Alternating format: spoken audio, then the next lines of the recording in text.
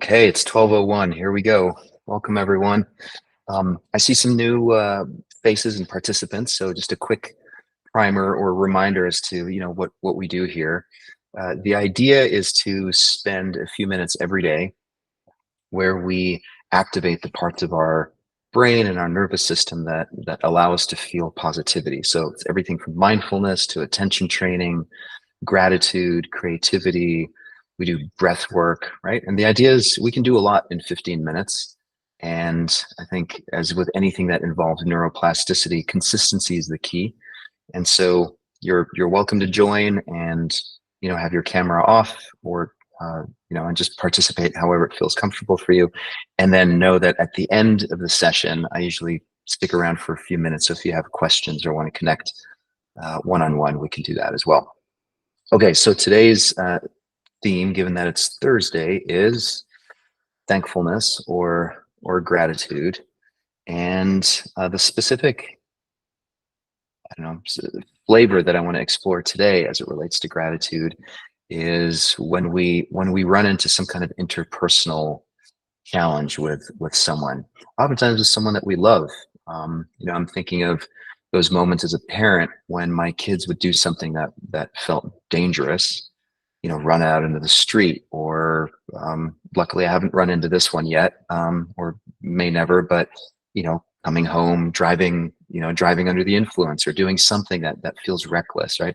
What happens to us when we see people that we love doing this kinds of behaviors is first we get scared, and then that fear oftentimes manifests as a kind of anger, right? We get angry at the person that was doing something, and it's a really it's a very natural experience I'm sure everyone here has had. And yet it's kind of a peculiar thing to get so angry at at the person that you're so worried about getting hurt. So it really has less to do with them at the end of the day, and more to do with us managing our own fears and the anger that comes with it. And I like to think here that you can't be angry and grateful at the same time. You also can't really be fearful and grateful at the same time. And so the premise is that gratitude is the solution to both anger and fear. And so I'd like to explore this specific flavor of anger and fearfulness that I just described, where we think of people that we really care about, and remember a situation in which they did something that stimulated fear and anger, and then explore what would it be like to actually be grateful in the moment for them. And so there are three tips here that we'll explore. The first one is, in the moment when we're feeling that fear and anger and we're expressing it to that person, is to actually slow down and appreciate the fact that in this hypothetical scenario where I find out that my daughter drove home drunk or something that would evoke that kind of fear and anger in me, an appreciation of actually nothing happened, she's okay, no one else got hurt, right? So really redirecting that fear and anger into the present moment and noticing what's actually there. The second one is imagining your life without that person. So often I think we get so wrapped up in our own fear of it that we forget that really the reason we're feeling angry and scared is because we're feeling protective of the person. We feel attached, we love them, and it would devastate us if something happened to them. So imagining actually that scenario of what would it be like if they weren't around, or we didn't have them in our lives, and feeling the gratitude for that. And then third, the sense of trying to remember the last time. And what I mean with that is like, what is our last memory of being with this person in when they were actually doing well, and really feeling the sense of, again, the embodied sense of gratitude for the fact that they are in our lives, and that they are well. So let's go ahead and try this. So start by closing your eyes. And as always, we start these meditations with some sense of grounding.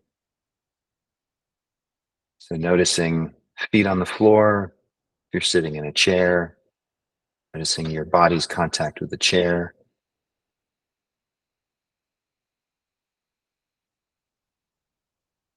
and then maybe readjusting your body, trying to find a posture in this moment that feels, we say, upright and alert, but not tense. So we want to feel kind of a solid foundation within ourselves, but at the same time feeling relaxed, slowing things down, maybe taking a quick inventory of how the body feels in this moment. So maybe noticing your belly, chest, throat, and your jaw.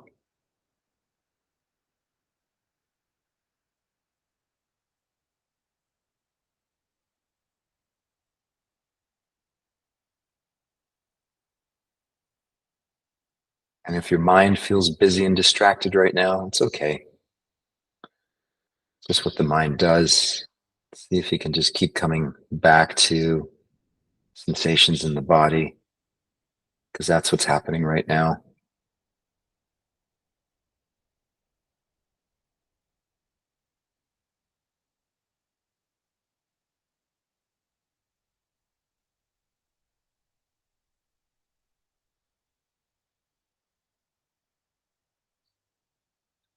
And now using the mind, bring to mind a memory of a situation in which someone that you cared about did something, said something that was upsetting to you. Maybe it was an argument with a spouse or a child or a friend, some kind of a disagreement about something.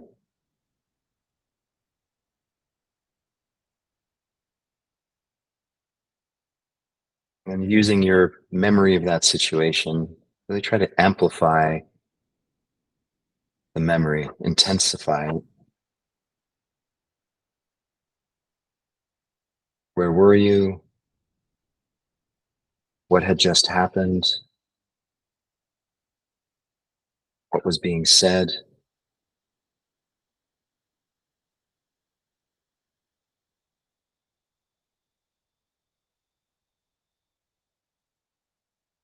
Also in your memory, noticing any sensations in your body. So if anger and fear were present, noticing where in your body do you feel that?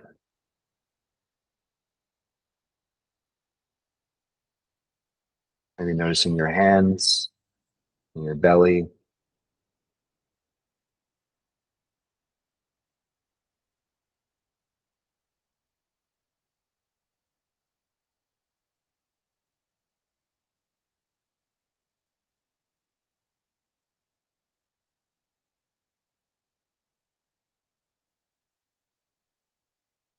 noticing your breath in that moment.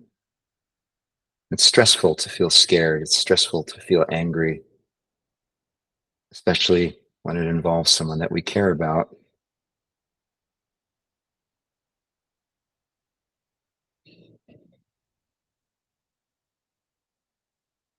And I want you to imagine that there you are, you've expressed your anger and your fear, or maybe you're just noticing it in your body.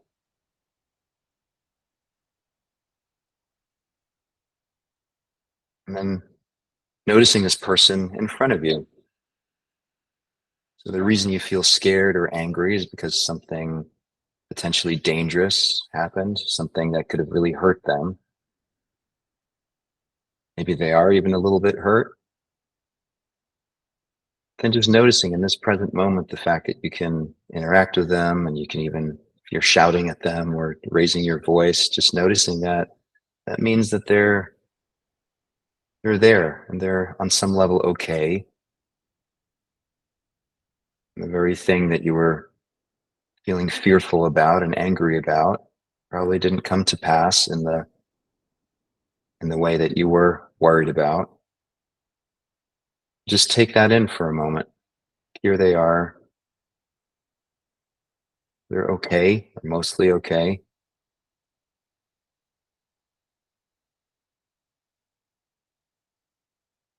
Notice where in your body you feel that sense of gratitude.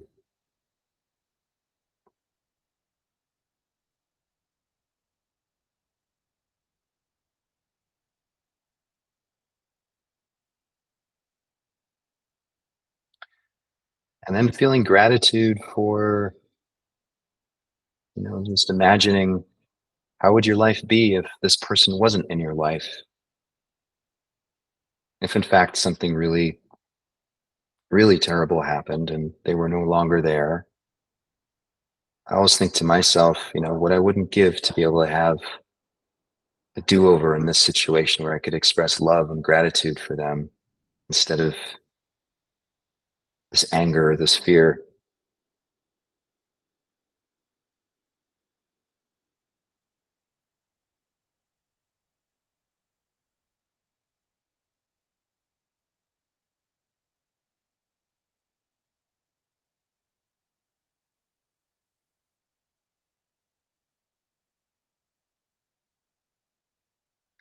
And then imagining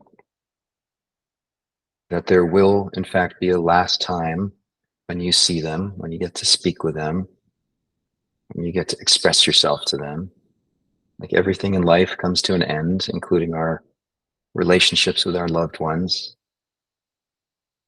Just feeling into the gratitude for and having them in your life, being able to express yourself, being able to benefit from their friendship and their kindness and love towards you.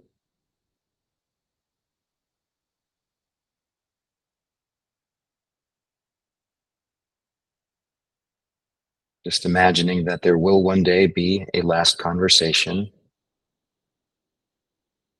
And how might you express your gratitude or your love for them if this was the last time you were speaking with them?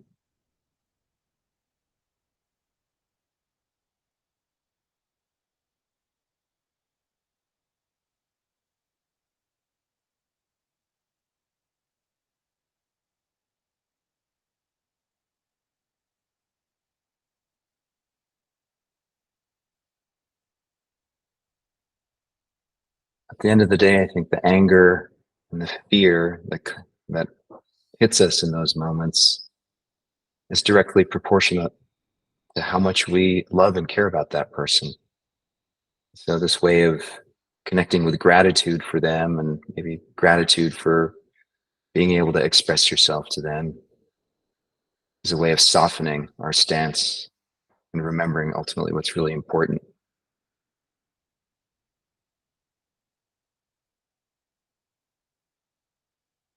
And go ahead and take a deep breath in.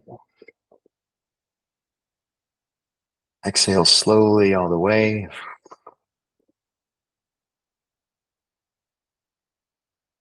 Hold for 5, 4, 3, 2, 1. One more deep inhale. Long, slow exhale.